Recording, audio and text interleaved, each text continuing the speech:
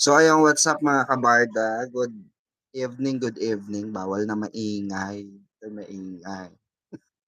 Late up, late ano tayo, live. Kasi kakatapos ko lang mag-live sa politics. Ayan. So live tayo ngayon dito. So ayun, shoutout muna. Okay. Shoutout to Tita Anita Diaz, ayan, Brother Mike, bro. Ayan, take care. Ayan, and Tita Grace, Tita Myra, Tito June, ayan, Mary Joanne, ayan, shout out. At May Joanne at kay Ma'am Selaiman, Tita Selaiman Biduya, ayan.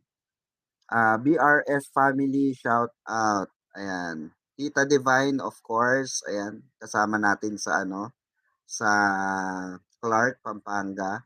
Ayan, kay Mamang KJ, kay Mamang Biyub, kay Mamang BIP, and kay Mamang Dareds. Ayan. Sis Arian Robles, shout out. Sis Melanie, ayan, kay teacher, shout out din. Mami Susan Minggueto, ayan, Mami, I love you, I miss you. Take care always. Ayan, Tita Joy, ayan, Tita Rona, ayan, Mami Hermie of course, and kay Ma'am Nova Lasso, Ma'am Rax, ayan, kay Rockwell, ayan, Sis Rockwell, shout out. Ayan, kay Ma'am Lady Said, ayan, at sa lahat ng bumubuo ng BRS family, shout out. Okay? Ayan, kay Ma'am Roslyn, kay Sis Roslyn, shout out sa'yo, Sis Roslyn. Ayan. At kay Sis Chill, kay Pinay, Ninang Pinay, shout out Ninang Pinay. Ayan. Oh, na mahabang nagpapahinga. And of course, shout out sa Barda Elite at ayan kala Mami Lynn, ayan kala Ma'am Mara, shout out. Kay at sa Bardanatics, ayan shout out sa inyo Bardanatics. Ayan Filay Senior of course, Filay Senior. Shout out. Ayan Ma'am Jesus Heal the World. Thank you so much sa pabueno mano mong 650 yen. Hep hep. Hooray! Ayan, salamat po sa inyong pabuena manong pangkape dyan. Oy, speaking of kape, thank you so much kay Tita Myra sa Starbucks Coffee. Ayan, thank you so much, Tita. Napakasarap ng kape ka. So, sobrang tapang. Pero ang sarap. I like it. Mahilig kasi ako sa nanununtok. Mm-mm. Ano yan?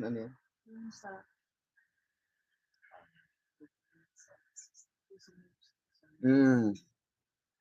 Ayan eto po, announcement. Sa mga nais po gusto sumama manood ng movie at meet and greet kami habang nandito si Mamang KJ sa Pilipinas. May venue na ba? Pinagplaplanuhan pa po. Pero ano na po, SM Makati or SM North daw. Pero kasi gusto ni Mamang KJ, malapit lang sa kanila kasi taga Cavite siya. So, kung gusto nyo pong makasama kami sa panonood, kasi maraming gusto talagang makilala in person or maiyakap in person ang dalagang bukid ng dalagang bukid ng Barda Defender, walang iba si Mamang KJ, 'di ba? Nung dumikit ako, 'di ba? Kutis porcelana siya, tapos ako kutis kulugo, ganun. 'Di ba nanggigitata ako para nahiya nga ako kay Mamang KJ dumikit sa totoo lang para kung alam mo yung pinagdikit si Empoy tapos Barbie Fortesa gano'n. 'Di ba? Oh. Sabi ko nga kay Mamang KJ, grabe naman ang puti-puti mo pala para kang labanos. Nag-Saudi ako pero hindi ako pumuti ng ganyan, 'di ba? O pinagkaitan pa rin ako ng panahon. Pinagkaitan ako ng lamig. Hindi, pumuti naman ako konti. It's light lang naman, konting-konti lang naman. Pero hindi naman gano'n kay Mamang KJ, 'di ba? Well, anyway, kung gusto nyo po sumama kasi sinet talaga namin siya kasi nga nung nagkita-kita kami dun sa marami nang nag-PM sa akin. Sabi, "Mamang andaya niyo, dapat sinama niyo kami," ganyan, ganyan. "Gusto rin namin makilala si KJ, makita si KJ." So sabi ko, "Sige, gagawa po ako ng GC for our meet and greet," sabi ko, "sa mga Barda Defender." Oo, at makapanood tayo ng movie sabay-sabay, sabi ko nga. Oo, bonding lang, 'di ba? Habang nandito si Mamang KJ. Then, after that, chit-chat tayo, chit-chat, 'di ba? O kung somewhere along that mall, 'di ba? Pero importante kasi, yung bonding, okay? Makita ni Barbie Fortesa na Barda is still Barda. Barda is still supporting David and Barbie Fortesa, 'di ba? 'Yun ang importante ron.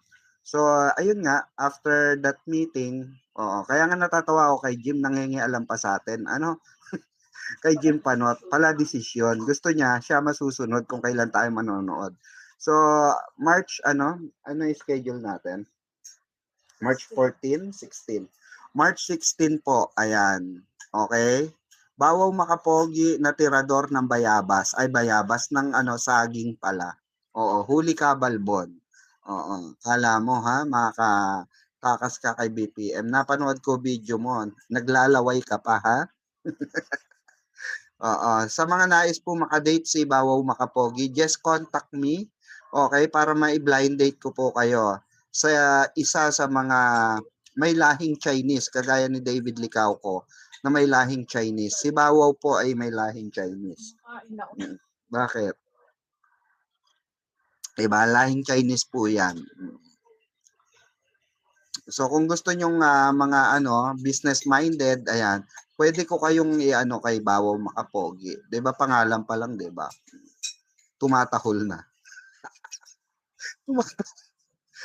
'Di ba? Barda sapat lang. Yes, ayan, shoutout sa ating mga kabarda diyan. Well, of course, shoutout muna tayo dito sa baba.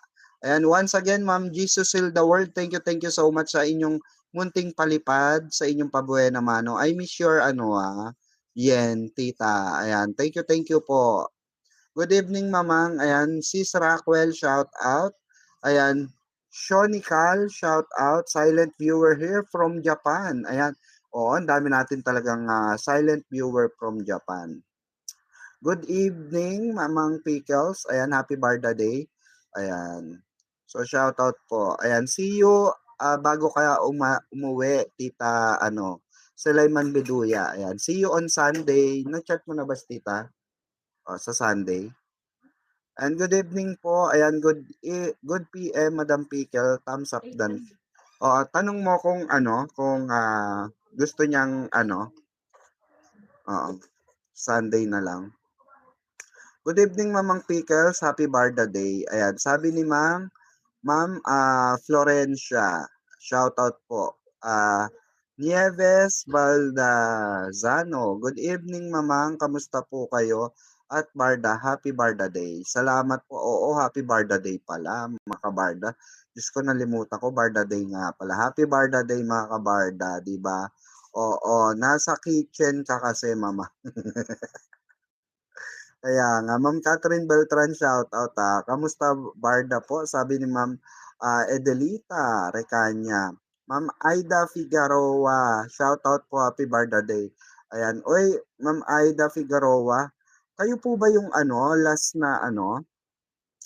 yung last time na pa-GCash palipad? Thank you po Ma'am Aida Figueroa, if ever kayo po yung, kasi walang pangalan. Ayan, thank you so much po. Salamat po sa pa-GCash palipad nyo. Ayan, Tita Belen. Ayan, shoutout Tita Belen. Happy Barda Day everyone. Aldelina Gaspar. Ayan, shoutout po. Happy Barda Day. Mamang, di ako nakakadalaw masyado sa vlog mo kasi yung chemo radiation therapy ng anak ko araw-araw na. Oo, pahingi ng prayers. Ay, opo pala. Ayan, guys, pagdasal po natin. Ayan, si Ma'am Jesus Heal the World, ang kanyang pamilya na makaraos sa ganitong unos, no? Just stay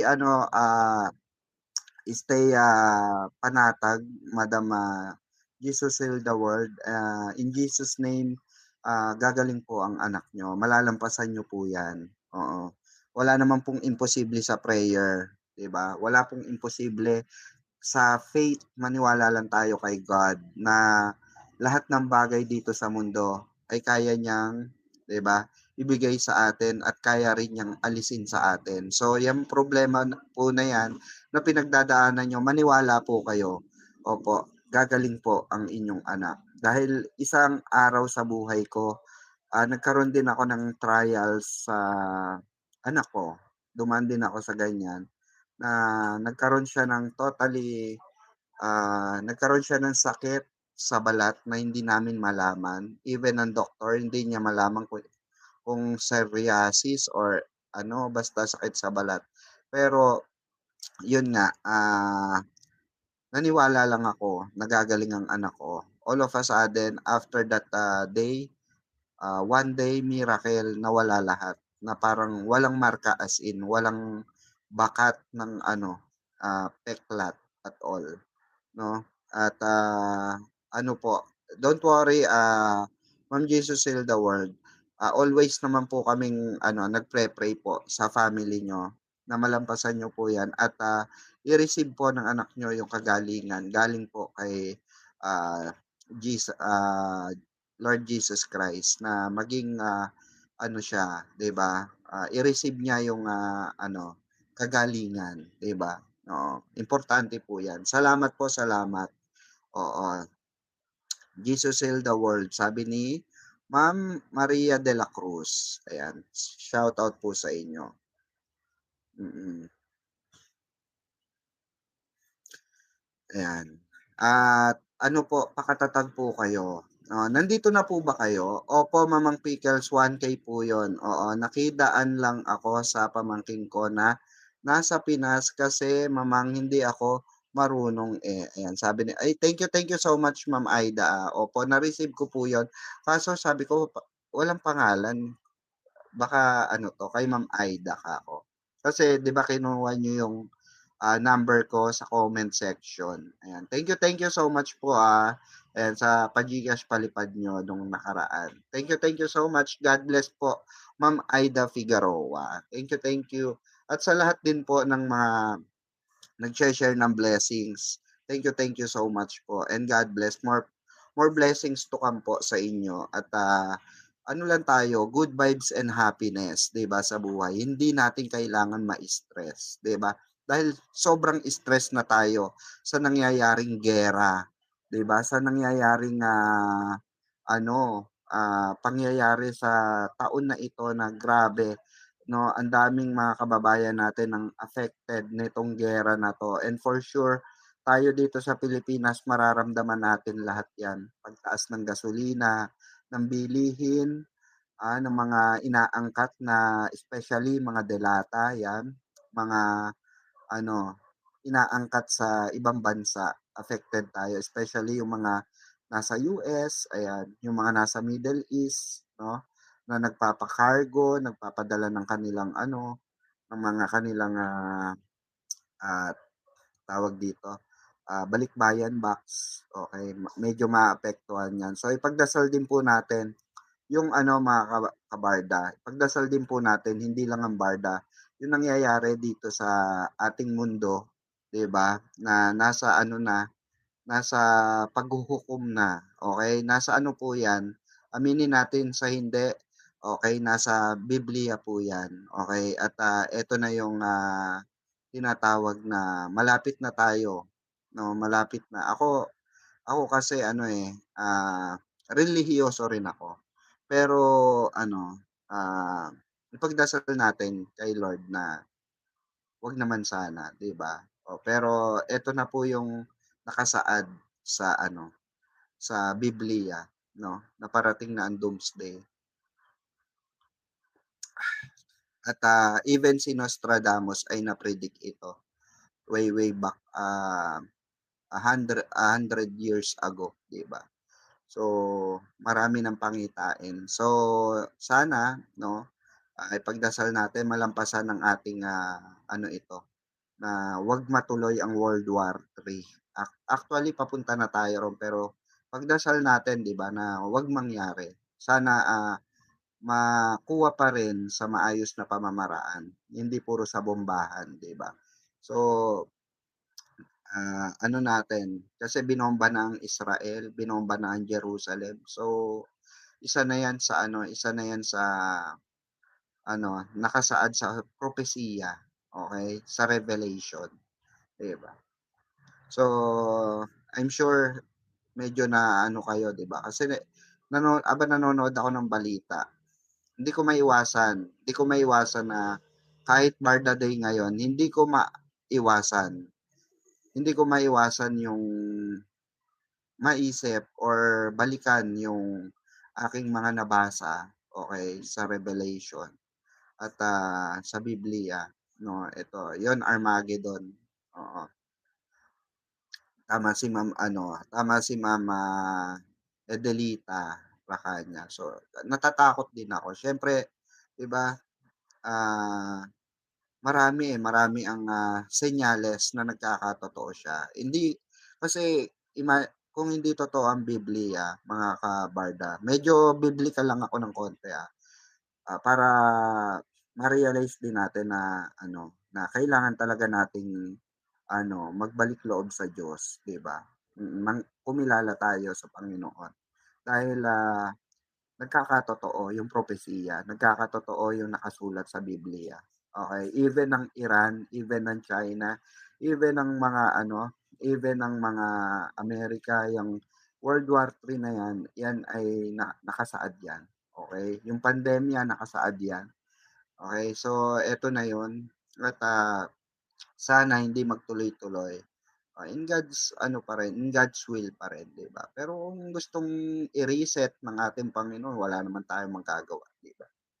Kung gusto i-reset kasi nasa propesiya rin, nasa Biblia rin yung makabagong henerasyon na teknolohiya, yung inaano nasa Biblia din yung kino-clone. Alam niyo ba yung clone? Kino-clone yung katawan, 'di ba nag-i-start na po 'yan.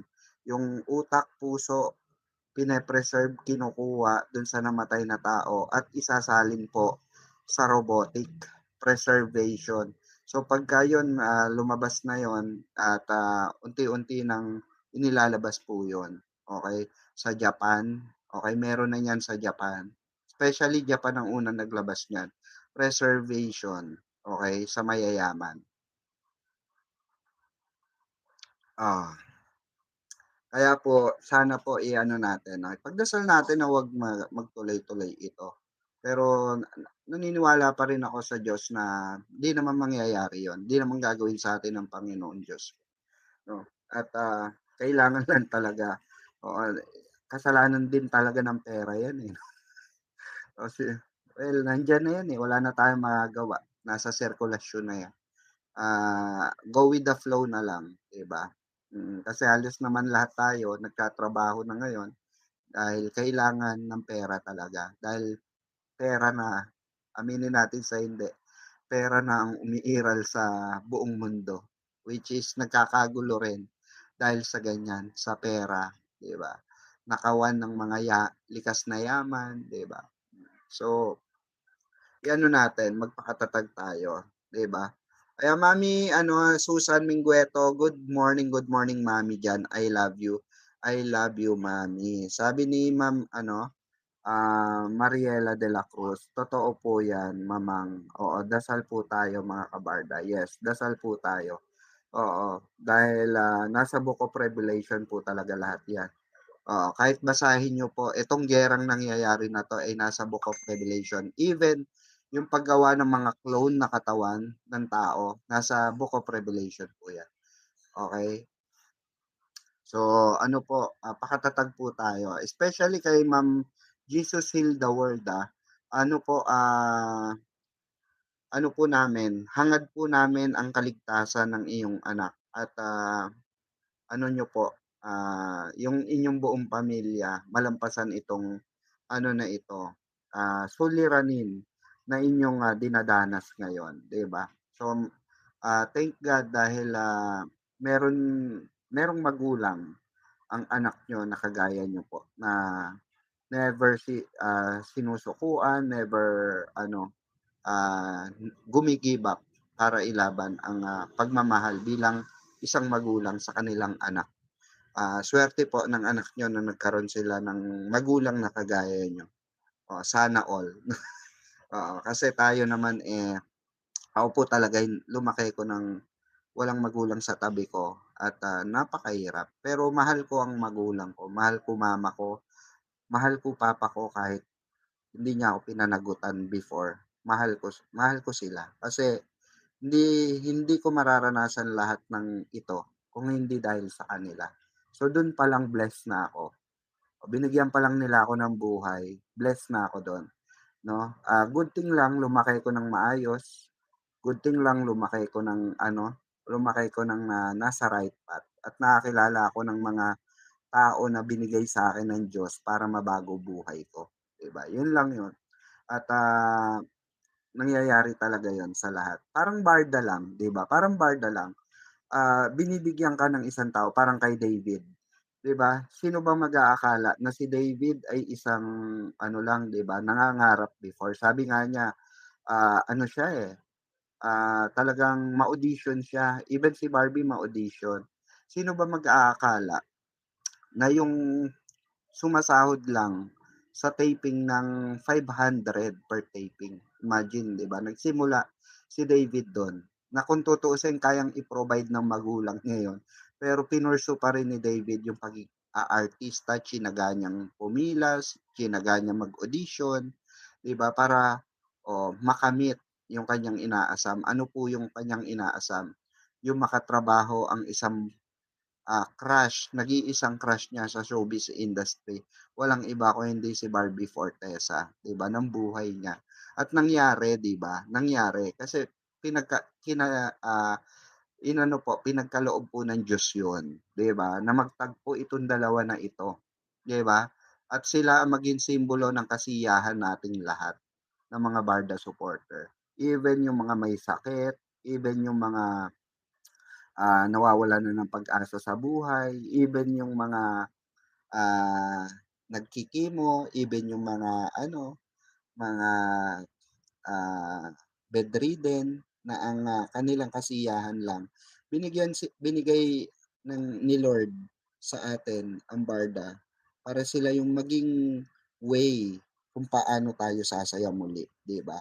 Magkakaroon ng energy. Kaya hindi ko rin kayo masisi kung bakit sometimes 'pag may lumalabas na mga issue against kay Barbie, against kay David ay nasasaktan kayo. I know your feelings kasi nararamdaman ko rin siya personally at nararamdaman ko rin yung sakit. Pero ino-overcome ko yung sakit na yun dahil kailangan. Dahil kung ako magpapaapekto, kung si Mamang KJ magpapaapekto, Madam BU, BIP at lahat ng Barda Defenders ay magpapaapekto sa mga issue lalabas, siguro matagal na tayong buwag, 'di ba? Matagal nang walang Barda fandom. Kaya thankful din ako na nandiyan pa rin tayo, nandito pa rin ako, nandiyan pa rin sila Mamang KJ, 'di ba, na patuloy na nagpapasaya rin, 'di ba, sa kakantay natin sa Barda. And, ito po totoo ito, sinasabi ko lagi sa inyo. Alam po ninyo, nagpapasalamat ang Barda, nagpapasalamat si David, nagpapasalamat si Barbie na naandito pa rin tayo. To be honest po, kahit tanungin niyo po ang, Bardanatics na ano, kasi may nakausap ako isang member ng Bardanatics and, sabi nga niya sa akin, "Mamang tama ka nga." Nagpasalamat sa'min si David na hindi pa rin tayo bumibitaw sa kanila at, pilit tayong nag-aantay kahit na ano unos ang naranasan natin. At, sabi nga ni David, "Ano man ang lumabas ay huwag paniwalaan dahil yoon ay paninira lamang." Oo, wala pong mga gano'ng issue at wala pong gano'ng mga ano, ang gumagawa lang pong issue ay yung mga taong walang kakuntentuhan sa sarili. 'No, yung mga basher na pinanganak ng basher at walang magawa sa buhay dahil yan na po yung ano nila, wala na po tayong magagawa ro'n, yan na po yung forte nila, yan na yung pinili nilang tinahak nilang buhay.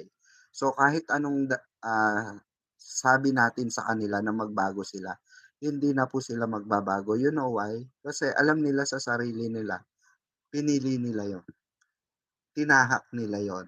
And, actually we don't have rights na ano rin sila, baguhin din sila. Kasi choice nila yon, 'di ba? Sabi nga ni ano, 'di ba, ni, ng mga bakla, 'di ba, ng mga kabaklaan, "Choice namin ito." 'Di ba? Hindi niyo kailangan sisihin, hindi niyo kami kailangang baguhin, hindi niyo kami kailangang, kutyain, 'di ba, kasi choice namin ito. No, kung merong ano, mali, sana 'di ba, hindi nila ginawa yung bagay na yun or hindi sila nagpakabakla. So, ano, bawat tao may choice. So, hindi natin ma-please lahat ng basher, hindi natin ma-please lahat ng, negative na nangyayari sa Barda community, 'di ba? Oo. Saka ano, even sila po kasi totoo 'yan, Ma'am ano, Catherine, willing din po talaga sila. Actually, kausap ko yung, friend ko nung isang araw, oo.